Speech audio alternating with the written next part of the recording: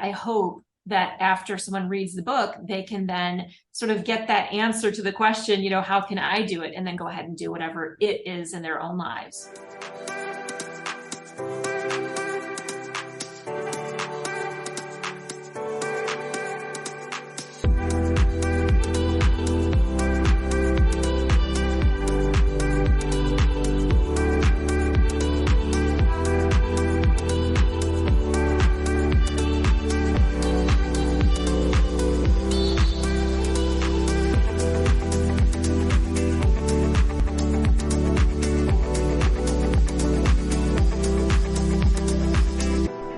Welcome to the Good Enough Mompreneur Podcast. I'm your host, Angela Mishuli.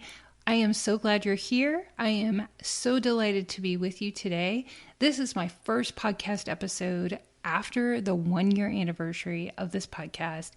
And the fact that I have such a powerhouse female entrepreneur, a Latina, a true leader, and just trailblazer for so many women speaks volumes to not only me, but I hope it speaks to you. I started with 0 followers, 0 anything. And now I get to 1 year later, and even before 1 year later, have these amazing conversations that are not only enriching my life, but I hope enriching your life. And I do get feedback from listeners how the interviews are resonating with them and changing their lives. And that is just so incredibly special to me. And I so look forward to the year ahead and just continuing to be committed to being a conduit for all the greatness that all of you are creating. And I hope inspiring you to go out there and create and do. And it's a reminder to please follow the podcast so you don't miss one episode, because you are one mind shift away from an incredible thought, an incredible idea, a connection. Yeah, everybody on the podcast is open to connecting with you. They may have a course, they may have an event, they may have something that would enrich your life. Just following them on social media, follow me on social media so you know who I'm talking with next. It's just a reminder that you are not sitting and listening to this podcast alone. There is a community of women and entrepreneurs and speakers and people who have worked on their mindset and worked on their lives and are so ready to share it with you that we're all in this together, and, come join us over here on the podcast so we can just share in everybody's wonderful gifts and things that they're doing. So, okay, I'm going to get off my soapbox, and I just can't wait to share this interview with you. And I know I say that every week, but oh my goodness, it's just really so incredible that I have the opportunity to talk to Elisa Schmitz today on this podcast episode. She's amazing, and let me tell you a little about her. Elisa Schmitz is an award-winning entrepreneur and professional journalist. She's a Latina founder and CEO of 30seconds.com, an inspiring digital media platform that makes the world a happier, healthier, and more delicious place, 30 seconds at a time. She's also the founder of iParenting, a best-of-the-web digital media company that was acquired by the Walt Disney Company. After the sale, Elisa worked for Disney as director and executive editor of the Disney Interactive Media Group. She has been a newspaper columnist, magazine editor, radio and video host, and creator of content and marketing programs for several Fortune 500 companies. Elisa is no stranger to life's fire. The daughter of a Puerto Rican mother and Yugoslavian immigrant father, she learned to use her differentness to make a difference as she grew up in Puerto Rico, war-torn Lebanon, and suburban Chicago. All along, she created what she needed to survive and thrive. In her book, Become the Fire, Transform Life's Chaos into Business and Personal Success, Elisa uses her own story of entrepreneurial success as well as interviews 10 other diverse and highly successful leaders to present 10 actionable lessons for putting your personal power to work with unstoppable results.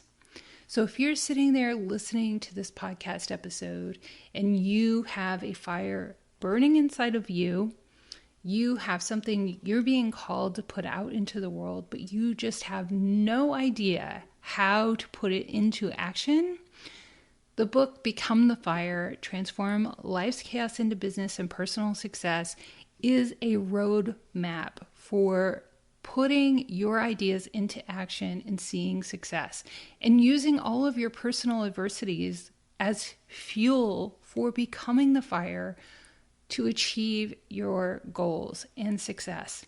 Without further ado, here is my interview with the impressive, the resilient, the inspiring Elisa Schmitz. Hi, Elisa. I am so happy to welcome Elisa Schmitz to the podcast today. Thank you for joining me. Oh my gosh, thank you for having me, Angela. So excited to be talking to you today. Yes, I'm going to give people a little introduction, or why don't you give people an introduction on a little bit about you and your exciting project now in your book? Sure. Well, thank you. We're talking, I guess, today mostly about my book, Become the Fire, Transform Life's Chaos into Business and Personal Success. And it's so fun to have this book actually in my hands because it's been years in the making. Right. Yes. And it's basically based on, my career as an entrepreneur and as a mom entrepreneur. So perfect, to be on your show talking about it and all the lessons that come from the book. Yes. Thank you so much. I feel humbled by your background and all that you've done. I mean, it's really incredible, and all of your stories of adversity, which I can so relate to. So I'm excited for this conversation. Thank you. In your recent book, Become the Fire, you use your own story. And then you also interview 10 other women and share their stories as well, which I think is so amazing because we need somebody to connect with. And there are so many moms with such diverse backgrounds out there. I just love that there's somebody that you can connect with in all of your stories. But I love the actionable lessons that you have in putting your personal power to work and using your adversity to fuel the fire, as you say. Mm-hmm. So can you just talk a little bit about what inspired you to write this book? Yes, thank you. I guess I'll take a step back and give you a little bit more like detail, because there would be no book without the businesses, and the businesses came about really from a need in my own life. So I guess, when I started my first business, iParenting, it's because I was expecting my first child and I was looking for pregnancy information. And so that drove me to start a pregnancy newsletter, which then I put it online. And then, I tell the whole story in the book about how the website just grew and grew and grew. And then it became iParenting, which then was acquired by Disney. Then I worked for Disney. And then at that time, it was the rise of mobile, and I knew that mobile was the next frontier in media. So it became about how to deliver moms great information in the same amount of time it takes to watch an ad on TV, which is 30 seconds. And so that's how the whole sort of thing came to be. And so I went ahead and I built the second business, but I just kind of told you that story in maybe 30 seconds, maybe a minute, I'm not sure. But I was at a mentoring event at my alma mater, Northwestern University, and I was telling that exact story to this group of, young alumni and students who are all interested in, entrepreneurship or media or whatever. And after I told the story, the very first question that I got was, how did you do it? And I was so taken aback by the question, because it's not something that you can answer super quickly. It's a long story. I mean, I told you what I did, but I didn't tell you how I did it, right? So it's like, oh my gosh, how am I going to answer that question in 30 seconds or a minute or whatever? So, in the moment, you do the best you can, but it really got me thinking. How did I do it? How can other people? Because the question they were really asking me is not how did Elisa do it, but how can I do it? So I wanted to answer the question in a way that anyone could take the lessons and then go ahead and fulfill their own dream, no matter what it is. Not about pregnancy websites, not about mom, apps, but about anything that they dream of doing. So that's how the book came to be. And then along the way, as I was, sort of figuring out my own journey, I started to think about the fact that many people reading the book might not necessarily, sort of relate or resonate with my story or my background. So why not include the stories of other diverse and successful leaders that have also achieved great success despite no particular, background of being an insider or great education, or, you know what I mean? So I wanted to show more stories of women who started from not necessarily a place of strength, but ended up in, sort of their dream jobs. So that's how I interviewed 10 other women, and then together put everything into these 10 lessons that I hope that after someone reads the book, they can then sort of get that answer to the question, how can I do it? And then go ahead and do whatever it is in their own lives. Yes. I particularly loved your whole analysis on fearlessness. I was like, yes. And maybe we'll get a chance to talk about that and just how, building your courage despite whatever fear, because we all do have fear. And I think you probably had fear in putting this book together in your first business. And of course, I mean, and that's what I really love. And I think that that's what, one of the missions of this podcast is to help women in self-doubt. And I think part of that is trying to be friends with the fear. Yes. Absolutely. I mean, thank you for bringing that up, because I think fear is such a misunderstood sort of feeling, right? Because we all think, oh gosh, I'm too afraid to do it, or the thing about it is that fear is so important. It's an indicator that helps alert us to threats in our environment. It also helps alert us to opportunities. And so the way I think about fearlessness is that no one is fearless, really. It's courageous people have simply mastered, the ability to weigh the risk versus the reward of any situation and decide that, okay, the risk is worth it in this case, because what I want is outweighing sort of the risk that I feel that's there, the fear that I feel is getting in the way. So that's to me, that's what fearlessness, that's what courage is all about. Right. And it's just over time, you build a muscle. It is a muscle. You just go do it. And you think about the service that you're providing to somebody else is way more important than any fear that you have. And I think that is a key element to building your courage and ultimately ending your self-doubt. So I really love that. And so what was kind of your goal in the message that you wanted anybody who read this book to take away, but primarily moms? I think that they can really identify with all of the stories. Absolutely. I think that the primary goal for me was to show that anyone, given the sort of the tools, the resources that I'm hoping to give in this book, can succeed at what they want to do, despite the feeling that, they might not have the credentials or not have sort of the inside track. They can do it because, I should kind of lay out the path that I took, and then the path that these 10 other diverse and successful leaders took. And so I want readers to be able to identify with any one of us and say, gosh, well, if she could do it, and she came from so and such, or that background, or that sort of circumstance, so can I. I can do that. So that's really where the heart and soul of this book for me. That's if we can sort of help any reader to feel like, okay, this is the sort of the kick that I needed to make me feel like I've got this. That's what this is about. I mean, absolutely. And I think the more I go on my entrepreneurial journey, I realize that actually the more adversity you have, you're that actually it propels you forward if you really look at it right.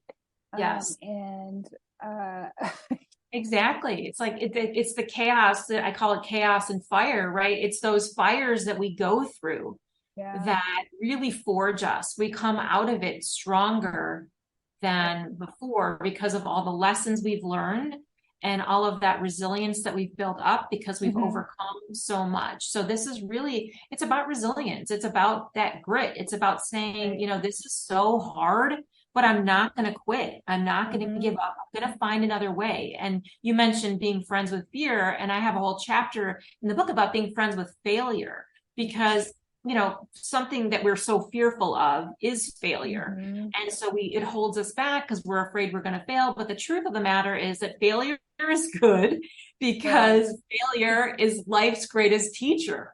So every time we fail, we learn. And so then all of a sudden we know, you know, we're that much closer to success because we know one way that just didn't work, you know? Right. And I think actually they say the goal is to fail faster, right? The more chances you're taking, the more you're doing. Because the faster you fail at things, then the faster you're gonna, you know, get it to a higher level of competence. Exactly. Adapt, learn, pivot, you know, sort of navigate, you know, along the journey. Yeah. So I don't know, I'm sure you have lots of lessons, but are there a couple of lessons that maybe you would want to talk about that really were pivotal in your entrepreneurial journey that kind of really propelled you forward, or you at later time looked back and realized what it taught you and how much it meant to you? Yeah, you know, I talk a lot in the book about sexual harassment and situations that I found myself in where I felt like I could have chosen one path. And because of things that happened, whether it was, you know, I talk about being stalked at a business conference. That was one time that I felt like I failed because I, you know, let this sort of creepy situation derail me from having a successful event. I talk about, you know, other times where, you know, I would pitch investors and then, you know, that sort of went sideways because of harassment, things like that. And so I started to realize through those experiences that life sometimes has a way of shining a light on not only which path to choose, but which path not to choose. And I felt like I was following this path that others expected of me, like to raise capital, to go big or go home. Very much this kind of Silicon Valley mindset of, you have to be a unicorn, right? Or you're not successful, which is absolutely ridiculous. Right. Because we all have to define success for ourselves, right? And for one person, success has to be a unicorn, but for other people, it could be just, you know, this business pays my bills, you know, or it allows me to be home with my kids. That's success. So, right? So like for me, that was a huge spotlight to shine a light and say, okay, this path of trying to pursue unicorn status or whatever is just not for you. You know, we're going to go down a different path. And so I talk about, you know, raising money through a trusted angel investor and sort of, you know, growing the business on my own terms, on my own timeline, and you know, having a profitable business that works for me in my lifestyle, you know, so that to me is more success than anything else. So that's a huge lesson that I love to share, because it's really all about not letting the world define what success means. It's about what success means to you. Yeah, and I think that is so critical, especially for moms, because we have all of these messages from everybody about the moms that we should be. And then we kind of incorporate all of that pressure into being a business owner. And we're constantly comparing ourselves, and it's never been easier than on social media. And so really getting centered in what is good and right for you. And there is no, I just had a conversation with somebody about how there really is no one perfect way to start or run a business. It really is dependent on you, and you have to get centered in on that. Exactly. I love that. Yep. But navigating all of that it really requires a lot of grit, which I think I love that word. I mean, it's just like, I think if you could just read the definition of that word, it is just, it's something you have to be acquainted with as an entrepreneur. Yeah. And I think it's why a lot of people don't have, it's uncomfortable how many times you have to reinvent yourself, but absolutely. But just being a mom and starting a business, for all the reasons we just talked about, can be, you have limited time, you have limited resources, you have all of these additional responsibilities and things that already makes you an underdog, right? Absolutely. Oh my gosh. So right. And that reminds me of this, saying something like, if you want something done, give it to a busy person.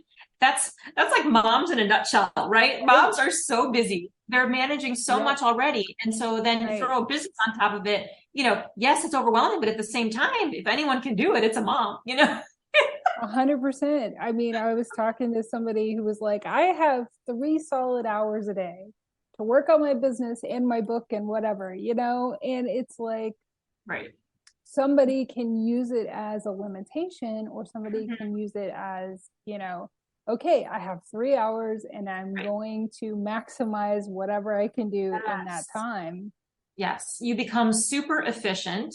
You do, exactly what you need to do, and you just become hyper focused because you only have 3 hours. But I do talk in the book about the fact that, moms get super creative with their time, and the way that I made it work, was, with my babies, whether they're napping or whatever, sometimes I take a call in the nursery, or, sometimes I do a business trip that also doubled as a family vacation. I mean, you just find ways to make it work within your crazy life as a busy mom, because moms, not that this is the healthiest thing in the world, but moms are the ultimate multitaskers, right? They can do they can do so much. From day one, you learn. Gosh, I know. But we also, the thing that I also talk about is that we also always put ourselves last. And that's something that is very bad. And we have to get better about prioritizing our own health, because if we're not well, we can't take care of anybody else. So that's sort of a thing that I like to remind people of too, is that, self-care, go ahead. Self-care is much more prevalent now than it used to be, but still self-care. In the way, the acceptable ways of self-care are much different than they used to be. Yeah. Because, I think when it started to become more of a thing that we talked about, it was like girls' night out. I'm not really a girls' night out person. Yeah. You need a day to recover from the girls' exactly. I don't have that in my schedule. But so what are some of the ways that, we know we have these limitations, but where can we make, or how can we learn to make that mental leap of not seeing them as a limitation, but starting to kind of embrace them and become more creative and empower ourselves, and how all of the limitations that we have, even beyond just being a mom, because, we all come to motherhood with a bunch of baggage, right? Gosh, yes. Oh my goodness. That's for sure. And your point is so well taken, because I think it's a total mindset. It's the way you look at the world. And I talk in the book about the abundance mindset versus the growth, or versus the scarcity mindset. And this is not my, original thinking, but I talk about it because it's really important. When you look at the world, with that scarcity mindset, you do see limitations. You do see, lacking everywhere in your life. And when you choose to look at the world with this abundance mindset, you're seeing, opportunities and, bounty really everywhere that, so even if, you of course come from a place where you might not have everything that you want, you've got to focus on the things that you do have and the skills that you do have and the resources that you do have, and then leverage those to your advantage. And then all of a sudden there is more, and there, you sort of, it gets more opportunity and more everything.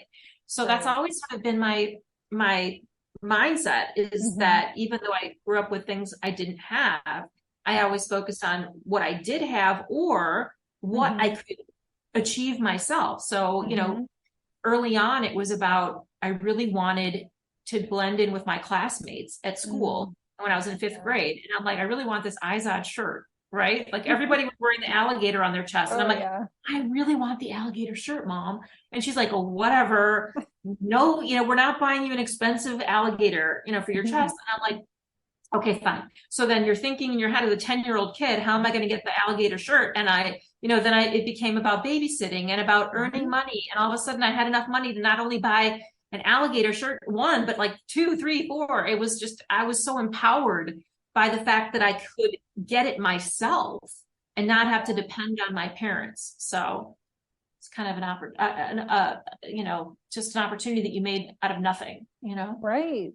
And I was going to ask you about your reference about changing that power dynamic. And you kind of talked about that, but we can often kind of feel stuck in our situation. We can feel, just stuck and powerless. So how are ways that you kind of learn to change that dynamic? Yeah, I think that's so true. You do get stuck and you feel like, how am I ever going to get out of this situation that I'm in? And it starts with, in my view, it starts with small goals, because like you talked about before, that courage is a muscle. This is another muscle that needs exercise. It's about, starting, if you're a mom and you want to start to achieve more, but you're like, gosh, I can't do that. I don't have any experience or whatever it is. If you set small goals, like, okay, I'm going to plan a kids activity, or, I'm going to volunteer to run the school fundraiser, or, I'm going to join the PTA, whatever it is that's your sort of smaller goal. And then you start to accomplish that, you can move on to the next bigger goal, and then the next bigger goal. And it's about sort of building your muscle, or exercising the muscle, building your confidence to take on more and more until all of a sudden you realize, oh, I know how to do that, or I can do that. You become more empowered every single time you achieve even the smallest of things. It just really builds up your confidence and your ability to take on more. That is definitely true. And then also even times when I would take on projects just like podcasting, it was incredibly difficult in the beginning. It was all the tech, all the everything. Yeah. But then you develop a system, and then all of a sudden, a couple months later, you're like, oh. So something that also may seem really hard in the beginning, you begin to kind of stack tasks, and you learn a way that works for you to make it easier. And so exactly. Yeah. And how I had all of these limiting beliefs about starting a podcast, for instance, and we all have a bunch of those, and I think really stand in our way. And we talked about mindset, but how can sometimes we're even blind to those limiting beliefs. So how are some of the ways that we can identify that we have them about something that's kind of standing in our way that we need to? I mean, I think one that really comes to mind, or a big topic in that sort of vein, is imposter syndrome. Like, it's because I know so many women and moms in particular who feel this sense that, gosh, I'm not worthy, or I'm not experienced enough, or I can't do that, I'm going to fail, like some of these things we've talked about before. And so that is just like a massive limiting belief. And we have to really start to overcome that, or it'll hold us back our whole lives, quite frankly. And so, I feel like I talk about becoming comfortable with being uncomfortable, because to me that we're always going to have these awkward, uncomfortable, or situations in which we don't kind of feel like we can do it, or we don't belong, or whatever that is. And so, I think the point is to realize you're going to feel like that and kind of do it anyway, and learn to live with this, weird feeling, like, and just do it. And then after you've done the thing, whatever the thing is, you're like, oh, I just did it. I just did the thing. And so then that chisels away at your imposter syndrome, or, whatever that limiting belief is that you're feeling, because you've just disproved it, right? Like whether you executed the school fundraiser, or, you started a side hustle, or you're volunteering for a cause that you're passionate about, like whatever that step is that you've taken, like just take the step, because every time you do, you're going to, keep moving forward. And then all of a sudden you're looking back and you're like, oh my God, I can't believe I used to think that way, and I'm right. Sitting in that place of, just, I don't know, just it's this lack of inertia. And then all of a sudden you're, sort of, once you start moving, you're like, oh my God, I can't believe I didn't do this sooner. Right. Oh yeah, exactly. And that time is going to pass anyway. Yeah. And I heard somebody give this really great analogy of, like, when you buy a ladder, it doesn't come with the bottom step and the top step. It's got all of these ones in between. And sometimes we come from this all or nothing kind of mindset where, we shoot to the moon instead of taking the little steps that you were talking about. Yeah. And, I think that that's really critical too. Like, yeah, I agree. Every step is, it's further than you were yesterday, even right. Then a baby step, like any progress is good. So yeah, like I said, even if it's just volunteering at first, because you can't get paid because you don't have the experience or whatever, I tell this to the students that I mentor all the time. It's, sometimes you just, in order to get your foot in the door, this is what we're doing, just to get, the experience and the contacts, networking, and meeting people. That's been such an important part of my journey too, which is how I sort of got these women in my book, because, you network and sort of grow your community throughout the years. Talk to you, or whatever that topic is. I would definitely encourage. I don't want to go off on another tangent, but honestly, it's like it's all interconnected. All of this stuff. It is, and we tend to also think that it's harder than it is, and will take longer time than it will take. So, I mean, I think that that's a huge limiting belief that we don't even realize that we have when we kind of think about a goal or something we want to do. And even if you're like letting out a sigh, that can be like, you haven't said anything, but you're already feeling overwhelmed. And in your mind, you're probably already thinking that it's going to be harder than it really is. That's so true. That's so true. That's a very good point. But, I mean, sometimes you just, one of the women in my book had this great quote, Winnie Park, who's the CEO of Forever 21. And she, kind of talks about the fact that she never really aspired to be a CEO, but a CEO job sort of found her when another CEO sort of, recommended her for this job. And she said, I decided to jump into the deep, it's kind of like what you were saying. Sometimes you just have to jump in the pool. Yeah, that's true. Or if you want a seat at the table, you have to build your own table. Either way. Sometimes that has to happen really too. Yeah. Right? I know.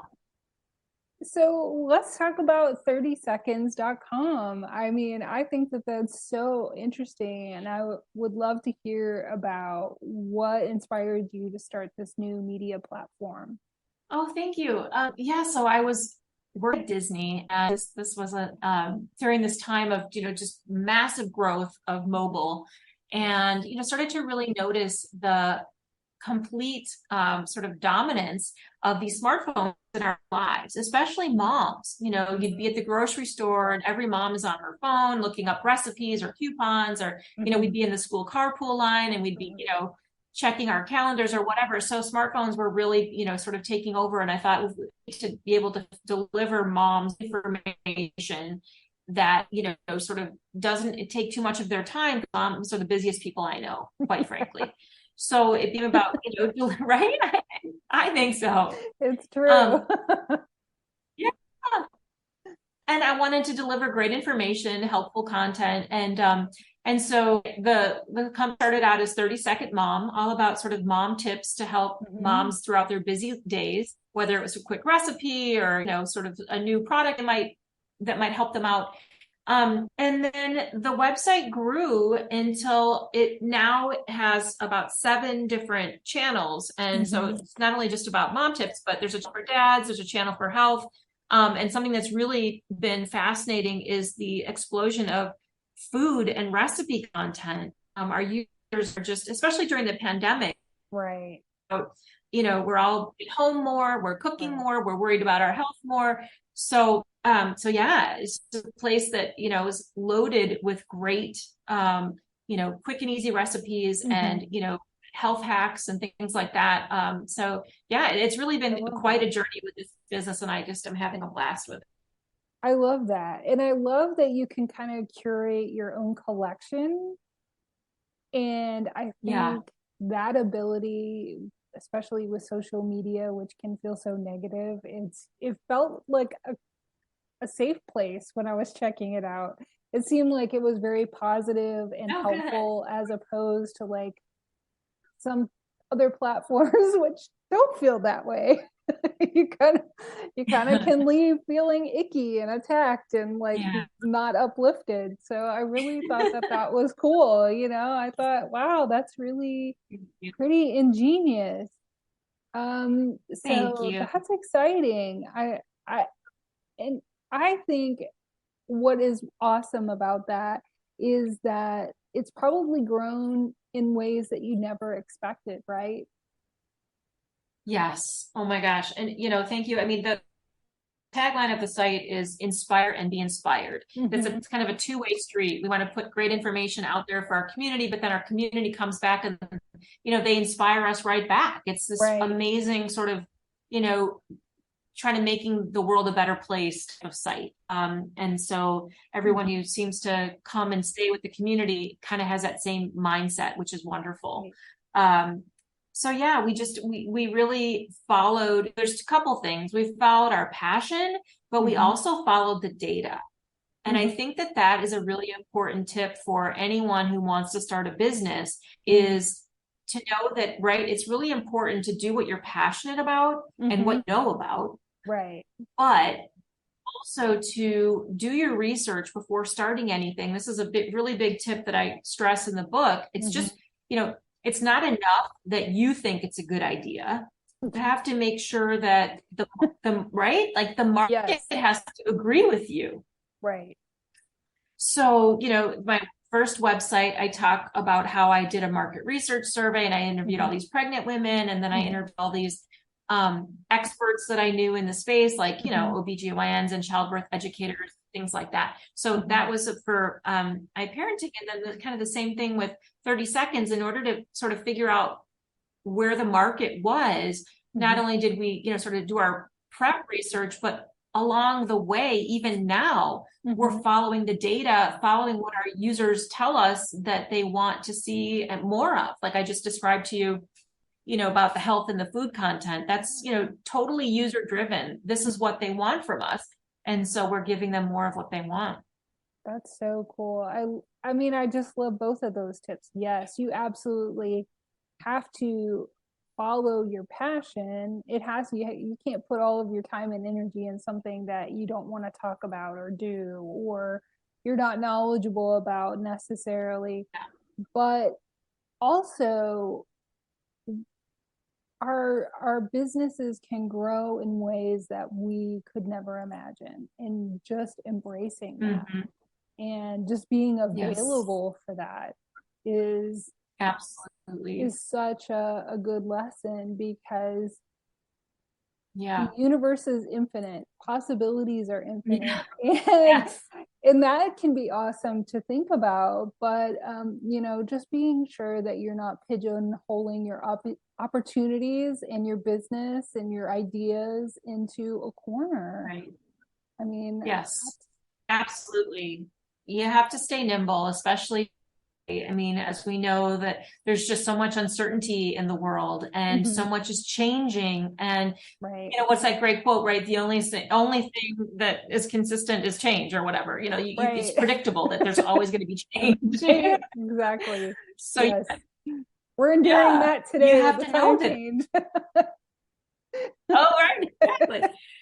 So, we're gonna always ride the waves, always, sort of surf the waves and take it as it comes. And just know that with business, if you to succeed, that means staying nimble, staying flexible, and adapting to the changing marketplace.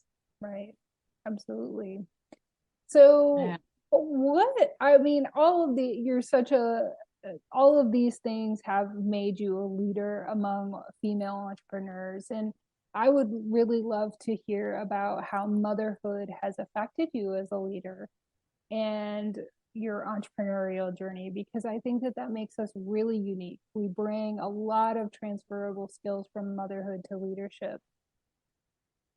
Isn't that true?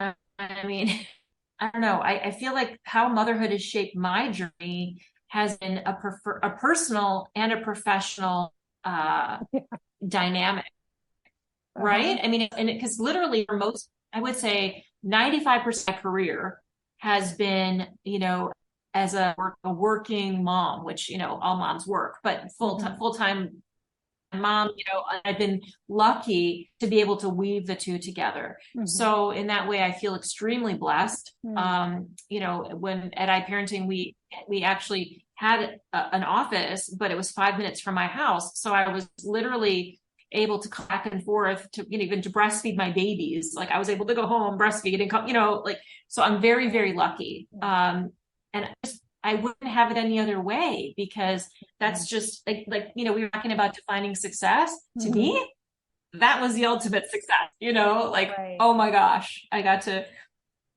make my schedule. So yeah, that for me was extremely formative in terms of how I felt. And I as much as it was stressful, it is stressful to be a mom entrepreneur. And your kids kind of see that, because their mom's working again, it's 8 o'clock at night and mom's on the computer or whatever, or taking a phone, whatever it is, so that piece of it is hard, and you try to not make that a typical thing. Right. But at the same time, I think it's really important that my kids anyway have seen me on this journey. I think that just to watch me build two businesses, they saw me working at Disney, they saw me sort of launch a second business when they were old enough to understand what that meant. It's given them a really good sense of what it takes to build a business, the grit, the strength, the perseverance, the never give up, the never say die, all of that. And that has helped form their own attitudes towards work and creativity. I have two daughters who are, very art focused and creators, makers. And then my son, who's extremely data driven, and he's made a career, out of data analysis. It's like two sides of my brain, together. And my children is really actually fascinating to see. Yeah, it sounds a lot like my house, actually. Funny. Oh my gosh. So yeah, I hope that, and they were with me. I tell the story in the book. I received the Entrepreneurial Achievement Award from my other alma mater, University of Wisconsin at Madison. And they were in the audience watching me receive this award. And I remember thinking in the moment, I hope that this gives them the inspiration to know that someday they can do something like this, or, I hope that they've soaked all these things, and it just made them, want to do their own thing, and to live life on their own terms, and to find their own success, whatever that means to them. Right. And I love asking my guests that question or something related, because oftentimes we can get stuck in ourselves, but we're so invested in our children. And if we realize the success that we have in our businesses and the courage that we have in our businesses, it impacts way more than just us. We're not mompreneurs in a vacuum. I mean, it really Yes. does have a ripple effect Mm-hmm. to many people. So Absolutely. I love to hear that, because I think if you want to tell your children, or you want them to believe that anything is possible, you got to live that, right? That's right. You got to Exactly. demonstrate it. You can't just, talk about it. That's right. But That's right. When they see you doing it, you're the ultimate role model, right? So you're the ultimate mentor. true. Yeah, absolutely. I mean, it's a lot to think about, but it absolutely is true. Every day we're doing that one way or another, so why not do it in a positive way? Yeah. And be more intentional about it. Right. Yeah, That's another thing, absolutely. is that instead of just, thinking, yeah. I Yeah. love that. Now that my So kids are older, it's fun to see them doing that. Anyway, go ahead. Sorry. sure, yeah. Well, I mean, we can make it all seem like it's easy to just go for your dream and go do your thing and start your business. It's all about just your mindset, but there are some real big challenges in doing that. So I like to talk about what challenges guests have faced, because I think that that's where we really connect, because a lot of people might be in that place because they're looking for support and listening to a podcast to connect with other moms who are business owners. So what are some of the biggest challenges you had to face? Wow. Well, we talked, already about sort of the whole sexual harassment piece, but I think, the other part that was probably the most overwhelming for me is, I was a single mom. I got divorced. I was a single mom with these three kids, who were basically in middle school at the time. And I was starting this new business. And, my friends would look at me like, what are you, crazy? And it was just a lot. So work-life balance was a huge, obstacle for me. But things got really bad when my health started falling apart. And I talk a lot about the health challenges that I went through in the book, because it's just, not only traumatizing, but it just made everything so much harder. So, I talk about participating in the Springboard Accelerator program in New York City, and, basically in and out of the hospital while this was happening. And it was just insane because, and I don't know this to be true, because when you look at everyone else, you're like, gosh, everyone else is just doing so great. And they're, sure that they're not on an IV in a hospital trying to, write their pitch for the, the demo day and all this stuff, but you never know what anyone's going through. Right. And certainly nobody knew that I was going through that at the time. But the point is that I had a decision to make while I was doing that program, which is, are you going to just, stop the madness because, you're going through so much, or are you going to, continue to participate and fly to New York and, kind of do this pitch, like Shark Tank style pitch on this stage? And I just thought to myself, well, what's the worst that could happen? And what's the best that could happen? And I, weighed the pros and cons and decided, and I made a conscious decision to continue. Even though it was really, really, really hard. So, flew to New York and, brought a friend with me because I wasn't even able to like really, eat, and so she was kind of just helping me to, stay hydrated and fed and all that stuff, trying to do this pitch, prepare for this pitch. And so, walking on stage, you think about all you have going on and how you're feeling and, am I prepared for this? Am I going to, keel over? Like, what's going to happen? And all I can tell you is that, when I only went to go deliver that pitch, it just went better than I could have hoped for. And it opened up so many more opportunities for me than I wouldn't have had I dropped out. So looking back on that, sometimes I shake my head and I'm like, my goodness gracious, what were you thinking? Hello, you know? Right. And then, the other part of me is like, I'm so proud of myself that I pushed through all of that stuff and I did it, you know? So again, it's one of those situations where like you have a choice and you can define success for yourself. And for me in that moment, whatever reason or reasons, I chose to push, to sort of push through all of this stuff and just do it. And it worked really well for me. But boy, it was hard, that was really one of the tougher moments of my life. Right. And I love how you described in the book how in that moment, like your presentation came alive, like the audience. I mean, that was awesome. And that it was just kind of a reminder to not only are we not a mom in a vacuum, but the things we are doing are impacting a lot of people. And we're not necessarily going it on alone as it can feel sometimes, because being an entrepreneur can feel very isolating. Being an online entrepreneur can be very isolating. So I loved that reminder too, because I mean, it's so often what we're doing is so bigger than we are, so much bigger than we are. And we lose sight of that because we kind of get caught up in whatever is going on with us. Not that you didn't have the right to do that. I mean, that must have been very scary. But I loved that reminder. So, thank you. I mean, I thought that was really amazing. But for anybody listening to this podcast who is, feeling like they need motivation and they need some inspiration to move forward and go forward to either start or grow their business, go to the next level, what kind of what takeaway do you want them to leave this podcast episode with?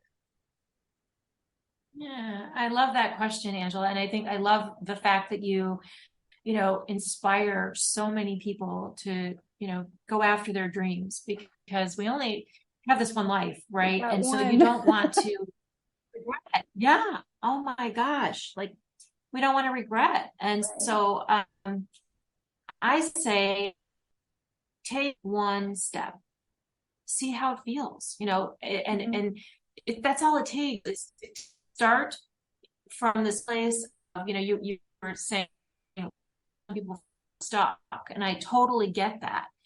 And so what can you do that feels okay, it doesn't feel too threatening or overwhelming or whatever, to just move your idea an inch closer to some kind of reality, whether it's as simple as writing it down or sketching it out. I talk about white space and creating white space in your life so that you can be more creative and yourself sort of ideate. You need a fancy whiteboard or anything like that. Just, find a place or how it feels to you. Take a walk. For me, it's working in my garden. That's where I find so much inspiration, when I'm not looking for it. So I'm planting or I'm weeding or what is it I'm doing? And all of a sudden, bingo, like there's something that goes off in my head and like I've just either solved a problem or I've figured, fleshed out an idea or whatever. I'm like, oh, I have to go write this down. So it's just, just do something, whatever it is that gives you that white space to find some clarity, and then an action item, whether it's again writing it down, sharing it with someone that you trust. I also talk about building a personal board of advisors, a personal board of directors, people that you trust and who might have an interest in seeing you succeed, and building that, not team, but sort of group around you that you can call upon to questions or get guidance, feedback, anything like volunteering, like we mentioned before, starting taking one little step. I just, I feel like once you take one step, it will lead you to want to take another.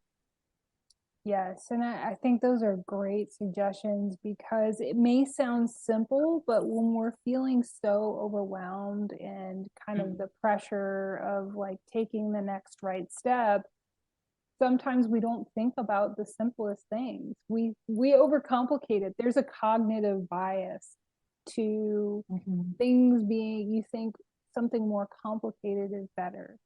And I love the simplicity of just create some time on your calendar for nothing but you to just think and do something that doesn't require a lot of mental or physical energy.